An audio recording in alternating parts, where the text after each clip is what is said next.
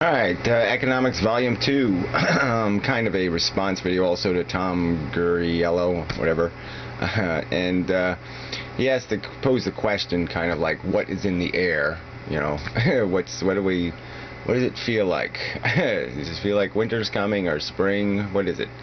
You know, zeitgeisty kind of thing, whatever. So anyway, yeah, the word is bankruptcy. That's what's in the air. Okay, the smell of defeat, you know. Big time bad doom. Doom is in the air. Smoke and ashes. You know, it's the horizon is not looking good. You know, huge.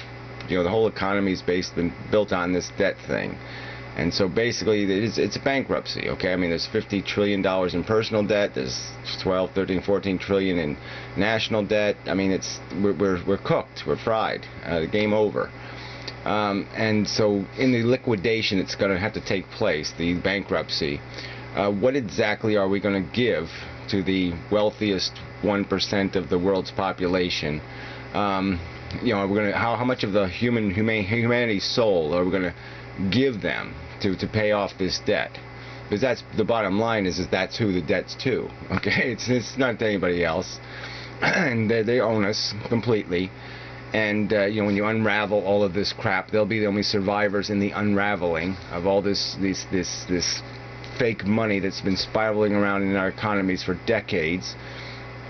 And so what's going to happen? Are we going to be held to a contract? We're going to have to work for them for 500 years to pay back the debt? Or are we just going to say, no, the hell with it?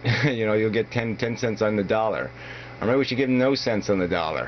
And these are big, important questions, because how we answer these questions is going to decide what's going to happen in the next few years. Because theoretically, everything could just stay the way it is. Okay, the thing that's going to have to make the system break down is the fact that everybody's going to want to see the real, they're going to want to see what their assets are really worth. And so everybody's going to try to turn their assets into something real, into some kind of hard commodity. And in that process, things are going to get values, evaluations are going to go all over the place. But the bottom line is commodity prices are going to go up, okay, and it's going to cost more for food and those things, and people are going to start hoarding. And once the hoarding starts, once the run on the food bank starts taking place, then things are going to get really, really ugly. So I mean, it's going to happen in different ways. I mean, you know, it's so hard to predict, you know, catastrophe. You just know it's the perfect storm scenario exists, but it's hard to describe exactly how the storm will form and exactly where it's going to go, you know, how it's going to move. You can't model it perfectly.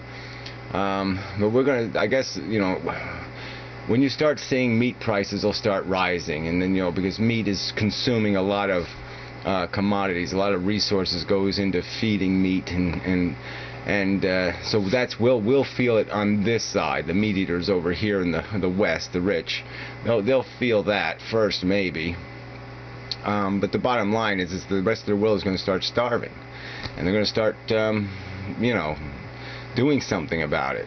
Okay, and then in our country, you know, when there's no jobs and people are poor, now we've got cities, you know, unlike 1929, we got cities now with 10 million people in them, and those 10 million people are going to have to go somewhere, because those cities aren't going to be being fed anymore. They're not going to be fed with electricity and utilities, and especially food. And so they're going to say, well, we got to move.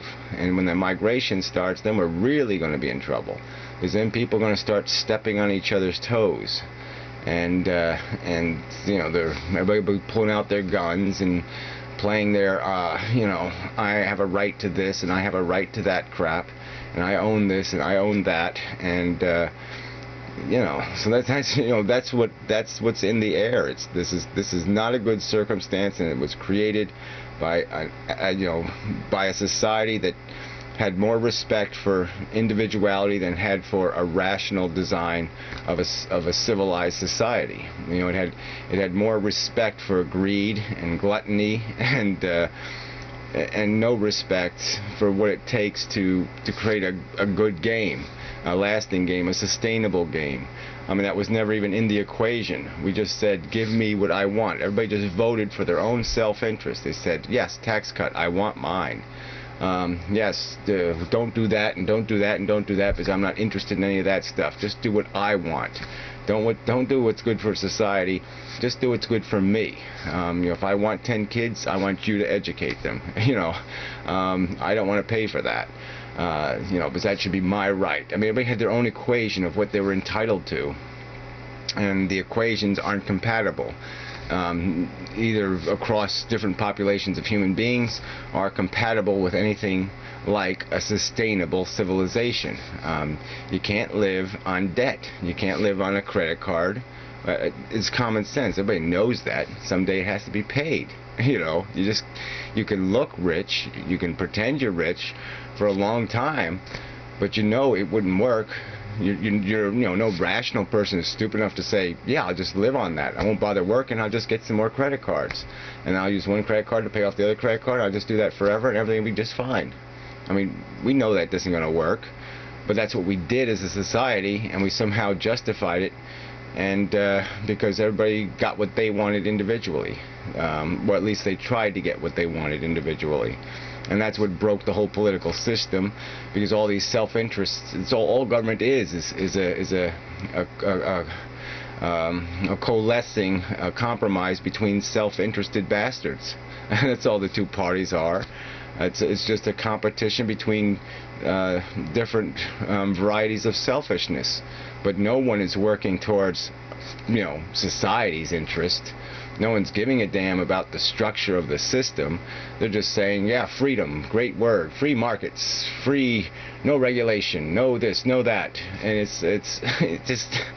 it's juvenile. It's this simplistic nonsense. And I mean, I grew up in the '60s and I saw, the revolution happening then. And you there was a different thing in the air. I mean, what was in the air was almost like, yeah, people are going to start realizing we're all human beings and we have to live together and all of that stuff. And it all fell apart, and we reverted to falling for, simplistic crayon drawings of reality. Yeah, we're going to make ourselves little missile defense shields, and we're going to do this, and we're going to do that. And none of that stuff's practical.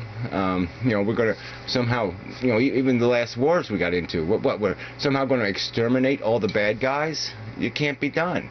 I mean, every time you kill somebody, you create a little orphaned kid that's going to grow up to hate your guts. So what's the point? You're not winning that war.